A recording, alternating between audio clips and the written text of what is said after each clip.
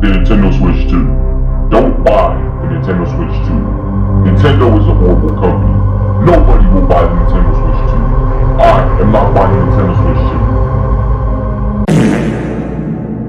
2. Well, that's ironic, isn't it? After all the complaints about the Nintendo Switch 2, all the videos made to convince people to boycott Nintendo, and overall the negative response to Nintendo Switch 2, it managed to sell out just about everywhere. You think with all the backlash against Nintendo and its console, something would have changed.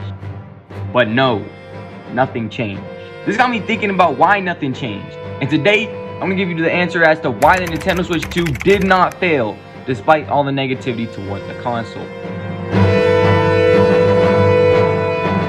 First, I had to think, why would people buy the Switch 2 over other new-gen consoles when it's more expensive than the competition with games over the standard market price of most high-end games out there? It didn't take me long to realize that it all comes down to the games Nintendo and the Switch 2 exclusively have.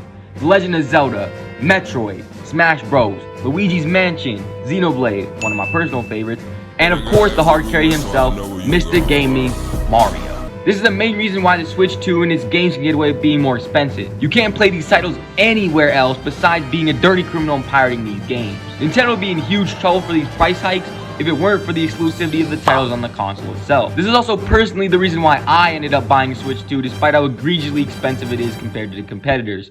I can't play Mario Kart World, Donkey Kong Bonanza, or the upcoming 3D Mario game that I'm predicting will drop on the next Switch 2 Direct anywhere else, so I had to cop one. Plus, as time goes on, more and more games from fan favorite Nintendo IPs will slowly get added or even become exclusive to the Switch 2, giving more of an incentive to buy one as time goes on. Chances are, more games that catch the consumer's eye will slowly help the console not be a flop, but rather be a huge success. For a lot of people, these series and the titles within them are worth every dime spent on the console plus the game. It's that brand loyalty that they have towards Nintendo and their ability as developers to put out banger games in those exclusive juggernaut IPs. Yes, Nintendo can be a pretty shitty company towards the consumers, but fundamentally when it comes to making games, they always provide the bangers, which allows them to get away with squeezing those extra few pennies out of the customer. This is the main reason why, despite the negativity, the Switch 2 finds itself sold out everywhere. And once you include the fact that third-party companies are hopping on board the Switch 2 train, Nintendo gains another valuable asset as to why this console still sells despite its issues and flaws. Now you don't just get those exclusive Nintendo bangers, you're also going to slowly be getting drip-fed third-party games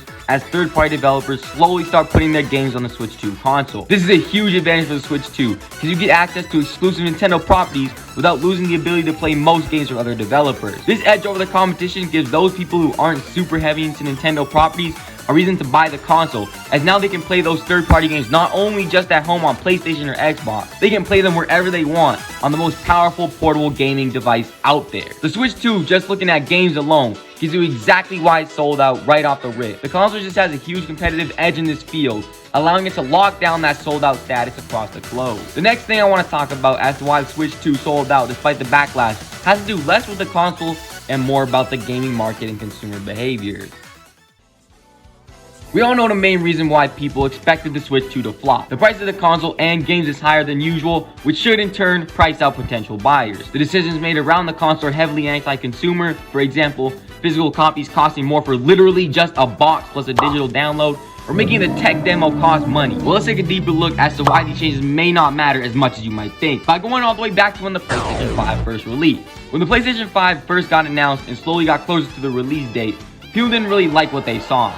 Most people saw the PlayStation 5 as a next-gen console with few improvements over the last rendition of the PlayStation. People had problems with the PlayStation 5 just as they do with the Switch 2. People saw it as a PlayStation 4 with updated specs and new games, and that's about it. People thought this did not warrant the huge price increase from PlayStation 4 to PlayStation 5. And this fact led people to believe the PlayStation 5 would be cooked and not sell very well, mirroring the predictions for the Switch 2. Yeah, as the PlayStation 5 dropped, you could barely get one of those things, no matter where you went, and as time passed to the present day, it is now on track to being Sony's most successful console ever made. We all know that history tends to repeat itself, and that's exactly what we're seeing with the Switch 2. It has a few issues seen as horrible by the consumer, resulting in a flop prediction that ends up being disproved as soon as the console hits pre-orders. Then, if it keeps following this pattern and repeats history, we should see the Switch 2 surpass the new gens out there, completely blowing the Nintendo Switch 2 flop predictions away. Now, I know what y'all are thinking. The issues with the PlayStation 5 back then were not nearly as bad as what Nintendo's doing with the Switch 2.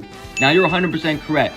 But I feel like that just doesn't matter in this case because the problems people have with the Switch 2 just weren't enough to stop the Switch 2 from selling. The price of the Switch 2 is high, but not as high as you might think. At launch, it costs about $30 more in CAD than the PlayStation 5 did at launch in CAD. I don't think this increase is enough to price out a significant amount of consumers who are already within the gaming sphere. Yes, it will eliminate some, but it won't be enough to matter for a company like Nintendo. As for the games, being a bit extra expensive compared to other AAA games is definitely a punch in the nuts, but I feel like it was leverage to get people to buy into the console with the game, and once again that brand loyalty creates that tolerance to these changes, resulting in a negation of that issue entirely. Then the other issues I feel like people just don't give a shit about. Like nobody plays the tech demo, so average consumers just don't give a shit about that issue. Then the whole physical copy being a digital copy with packaged in the case issue, most people also don't give a shit about either because of just how obsolete physical copies are becoming as the years go by. These issues did not spark any conviction in consumers to do any sort of boycotting, let alone not buy the console. Being from personal reaction, yes, I was upset about these things, but at the end of the day, it sure as hell didn't spark any conviction in me to do something about it. This is what me, a regular guy, ended up doing, so I'm inclined to believe most others like me would do the same. Tolerate until it goes too far. As of now, the issues haven't been pushed too far, which in turn didn't affect the consumer enough to get them to not buy the Switch 2, resulting in the Switch 2 selling out despite the controversy.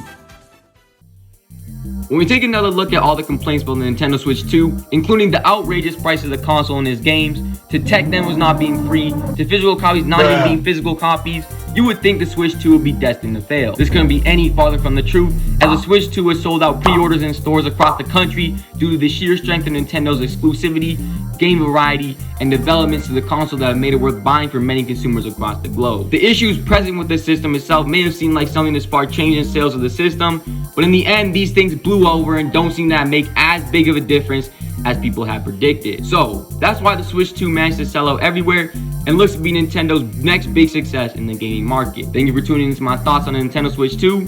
Subscribe if you haven't already, and I'll see you all next time.